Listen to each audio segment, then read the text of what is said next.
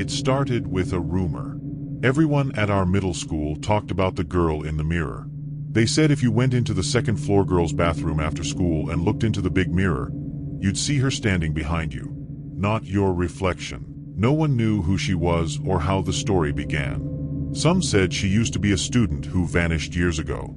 Others claimed she was just a ghost who liked watching. I didn't believe any of it, at least not until the day the lockdown happened. It was a Thursday, just after 6th period. My friend Lisa and I stayed late to help Ms. Henry organize books in the library. Everyone else had gone home, and the hallways were quiet. Too quiet. We were just stacking books when the loudspeaker came on. Attention! The school is under lockdown. This is not a drill. Find shelter immediately and remain silent. Lisa and I froze. We looked at Ms. Henry, who grabbed her phone and tried to call the front office, but the signal was gone. "Okay, girls, stay calm," she said, trying to sound brave. "Let's move into the storage room." We followed her, crouching low and trying not to make noise. The storage room was small and dark, filled with boxes of old textbooks and broken chairs. Ms. Henry locked the door from the inside and turned off the lights. We sat quietly. My heart was pounding. I texted my mom, but the message wouldn't send. That's when we heard it. A soft knocking sound. Not on the storage room door, but somewhere outside, maybe down the hallway. Lisa squeezed my hand. What was that? Ms. Henry put a finger to her lips. Don't talk. The knocking came again, but now it was closer. It sounded like someone tapping their fingernails on glass. Then I remembered. There was a big mirror just outside the library, next to the second-floor girls' bathroom. That's when I saw it. From the tiny crack under the door, a faint white glow appeared. It flickered, like light bouncing off glass. But the hallway lights were supposed to be off. Lisa saw it too. "I think someone's out there," she whispered. And then we heard the footsteps. Not regular walking. These were slow, deliberate steps. As if someone was walking barefoot down the hallway. I couldn't breathe. The light under the door suddenly disappeared. Total darkness. Then, right on the other side of the door, Lisa started crying softly. Ms. Henry held her hand over her mouth. The tapping stopped, but what happened next was worse. We heard a voice. A girl's voice. "Come out," it whispered. Not yelling, not angry, just soft. Come out. I see you." I wanted to scream. Ms. Henry grabbed a nearby metal pole and motioned for us to stay low. Then the voice said something that chilled me to the bone. "Mirror girl wants to play." My heart dropped. Lisa looked like she was going to faint. And just like that, the voice was gone. The hallway was silent again. We waited. 5 minutes. 10 minutes. Still nothing. Finally, we heard footsteps again, but these were faster. Heavier. Like someone running. Then the principal's voice came over the loudspeaker. "Lockdown is over. Please remain calm and return to your homerooms." We stepped out slowly, our legs shaky. The hallway was empty again. But then Lisa pointed at the wall near the bathroom. I looked. The mirror. It had handprints on it. Tiny, pale handprints, smudged into the glass.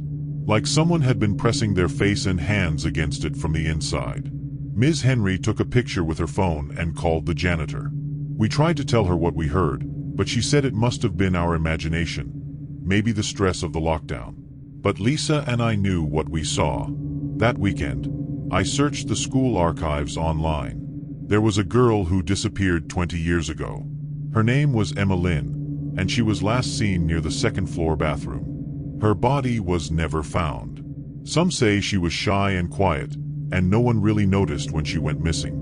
Others said she had a strange obsession with mirrors. After that day, I never looked directly into the school mirrors again. But sometimes, when I wash my hands and glance up too quickly, I think I see her. Not behind me. Inside the mirror. I was 15 years old when it happened. That day started out like every other boring Monday at my high school. We had a fire drill scheduled for later in the day, which everyone looked forward to, not because we liked standing outside, but because it was a break from class. My best friend Marcus and I were in second period science class when the loudspeaker crackled to life. "This is not a drill. All students and staff initiate lockdown procedures. Repeat, this is not a drill." Everyone looked at each other, confused. Our teacher, Mr. Fuller, quickly turned off the lights and locked the door. He told us to get away from the windows and be quiet. Most of us thought it was just another practice. But it wasn't. Mr. Fuller pulled down the blinds, and that's when we all noticed the flashing red lights in the hallway. It wasn't a fire drill, and it wasn't normal. I whispered to Marcus, "You think something's going on?" He nodded slowly, looking more serious than I'd ever seen him. We sat there in the dark for what felt like forever. The room was quiet except for the sound of breathing and someone quietly crying in the back. That's when we all heard it. Footsteps in the hallway. Slow, heavy steps, like someone dragging their feet. Whoever it was stopped right outside our classroom. We froze. The doorknob jiggled softly. Not a loud bang, just a slow twist like someone trying to quietly open it. Mr. Fuller raised his hand to tell us to stay silent. The doorknob stopped moving, and the steps continued down the hallway. After a few minutes, we heard another door open. But this time, it creaked. We weren't sure which room it was. Marcus and I exchanged worried glances. I could tell he was scared too. Then, without warning, the fire alarm went off. Mr. Fuller cursed under his breath. "That's not supposed to happen during a lockdown," he whispered. Some students stood up, unsure what to do. Mr. Fuller told everyone to stay seated, but the alarms were loud and confusing. A few minutes later, we heard another sound, this one from the vents. It sounded like a soft scraping or crawling. I looked up. There was a ceiling vent right above us. And that's when I saw it. 2 fingers poking through the vent cover. I gasped, and Marcus looked up too. His eyes went wide. Someone was in the ceiling. Before anyone else could see, the fingers pulled back, and the scraping sound moved further down the vent. Mr. Fuller hadn't noticed it, but Marcus and I definitely had. "We need to tell him," I whispered. Marcus shook his head. "No, don't. What if they hear us?" More scraping, this time coming from the vent near the back of the classroom. One of the students who had been crying suddenly pointed at the vent and let out a short scream. Mr. Fuller turned around and looked just in time to see a shadow pass by inside the vent.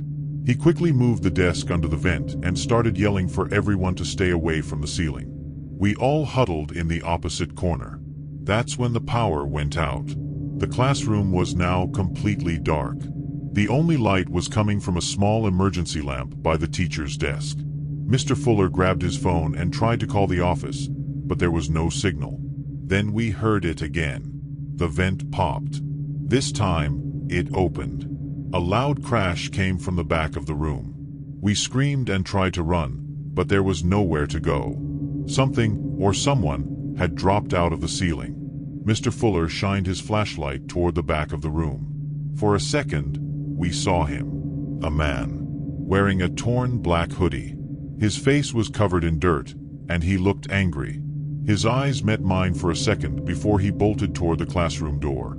Mr. Fuller lunged at him, trying to block the door, but the man pushed him aside and ran out into the hallway. That's when the intercom crackled again. "All clear. Lockdown is over. Repeat, lockdown is over." Everyone was too stunned to move. Mr. Fuller sat on the floor, breathing heavily. Later, we found out the man had been hiding in the school for over an hour before the lockdown was announced. He was a former maintenance worker who had been fired a year ago and never returned his access badge. He had planned the whole thing, set off the fire alarm from a hidden panel, crawled through the vents, and tried to sneak into classrooms during the chaos.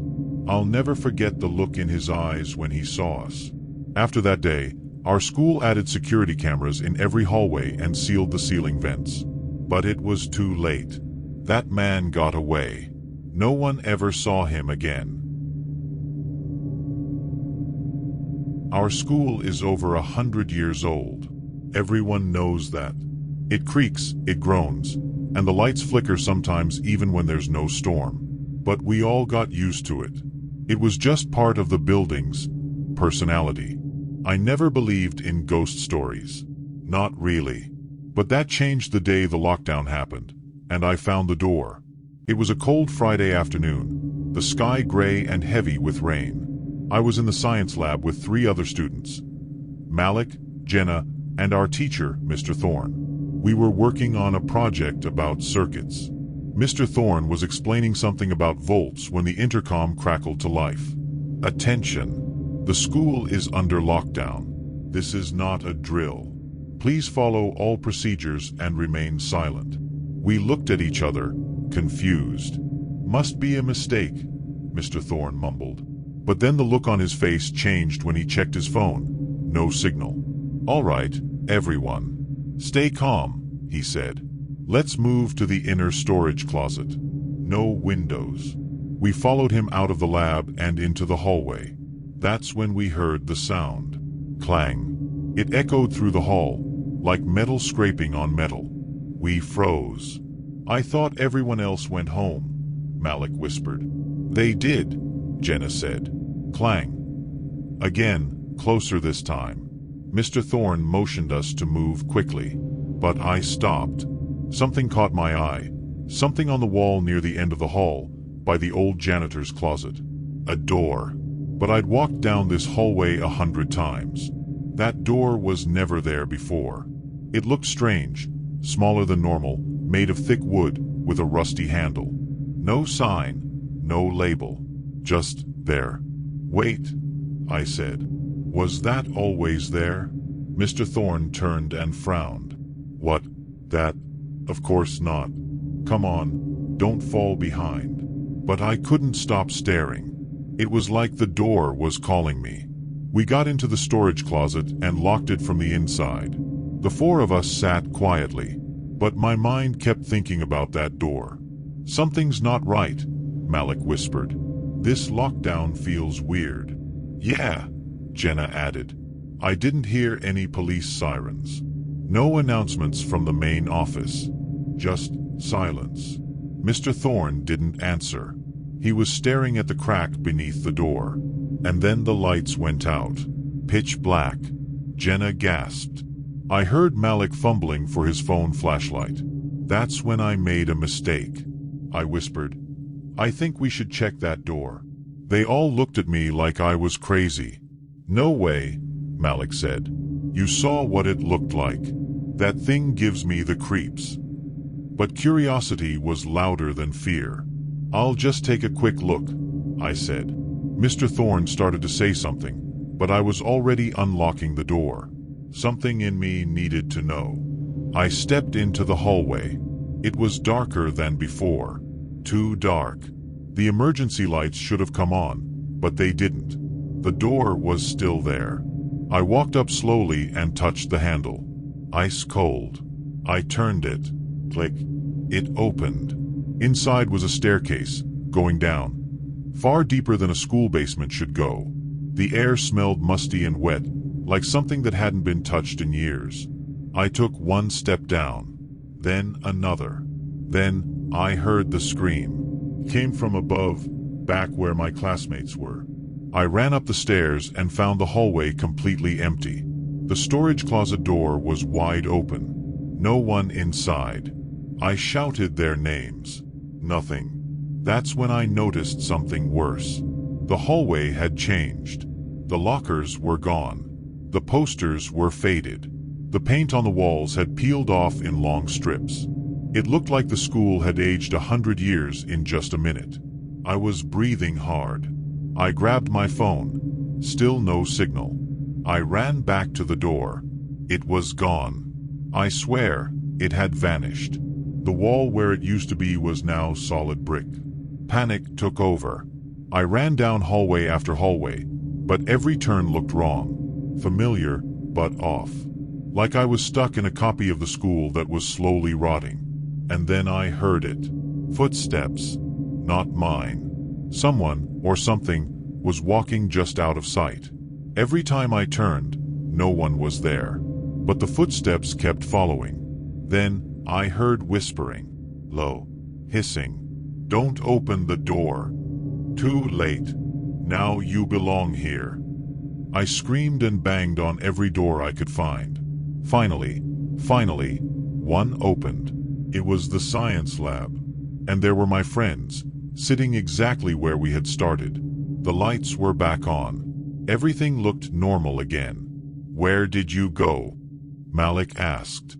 You were gone for like 2 minutes. 2 minutes. I shouted. I was gone for hours. Mr. Thorne looked confused. You never left. You stood up, looked down the hallway, then you froze. You didn't move at all. I didn't believe them. I pulled out my phone to show them the time, but my battery had jumped from 95% to 3%. Like something had drained it. When we left the classroom, the strange door was gone. For good. I've never seen it again. I don't even tell people about it anymore.